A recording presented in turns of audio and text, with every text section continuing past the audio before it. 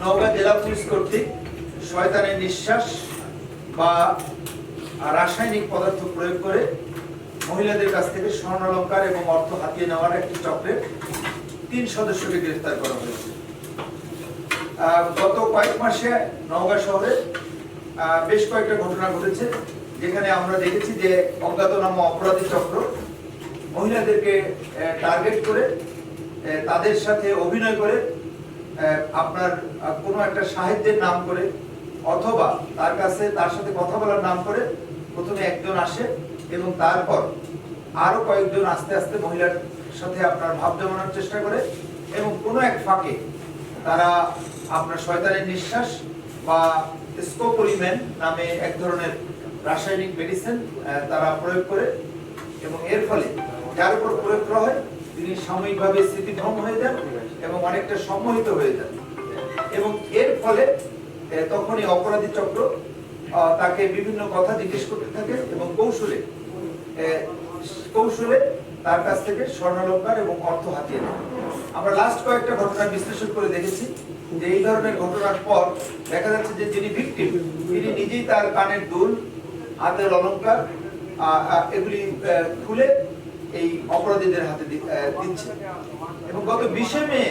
যে ঘটনা ঘটেছে সেখানে আমরা যেটা দেখেছি, আমরা সিসি ক্যামেরার ফুটেজও পেয়েছি, সেখানে অপরাধী চক্র মহিলাকে সম্মোহিত করার পর রিকশায় করে তার বাসায় নিয়ে যাচ্ছে এবং বাসায় নিয়ে যাওয়ার পর ভদ্র মহিলার জিজ্ঞাসাবাদে ভিকটিম নিজেই আমাকে জানিয়েছে যে সে নিজেই সম্মোহিত হয়ে আলমারির ড্রয়ার খুলে তার স্বর্ণালংকার, আংটি এবং টাকা পয়সা এদের হাতে তুলে দেয় এবং এরপরে এই অপরাধী চক্র তাকে নিয়ে আবার আপনার কিছু দূর যাওয়ার পর রিকশা থেকে নেমে ছেড়ে তারা এটা চলে যায়। এই অপরাধী চক্রের অন্যতম সদস্য হাসান, বাবু এবং ছোটকে আমরা টাঙ্গাইল থেকে গ্রেফতার করেছি এবং টাঙ্গাইলের পুরাতন বাস স্ট্যান্ডে তারা গতকালকে অবস্থান করছিল এবং তাদের টার্গেট ছিল যে টাঙ্গাইলেও এই ধরনের একটা ঘটনা ঘটানো এবং এর মধ্যে হাসানের ছেলে সে ইতিমধ্যে আমাদের আগের অভিযানে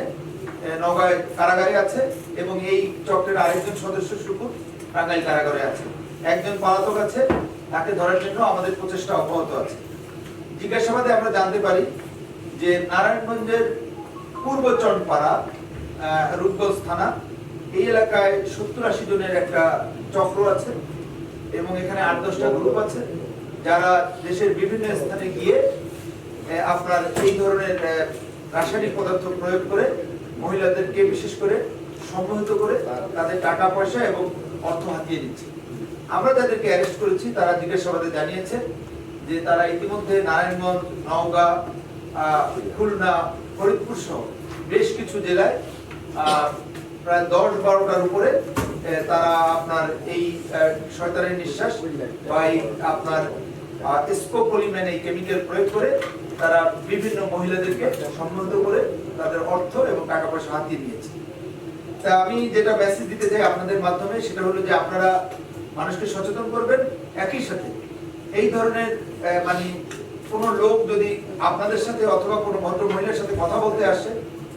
তাকে দ্রুত আপনারা অ্যারেস্ট করার চেষ্টা করবেন, আপনারা দ্রুত তাকে জনগণের সহায়তায় আটক করার চেষ্টা করবেন এবং যদি এই ধরনের ঘটনা আনফরচুনেটলি ঘটেই যায়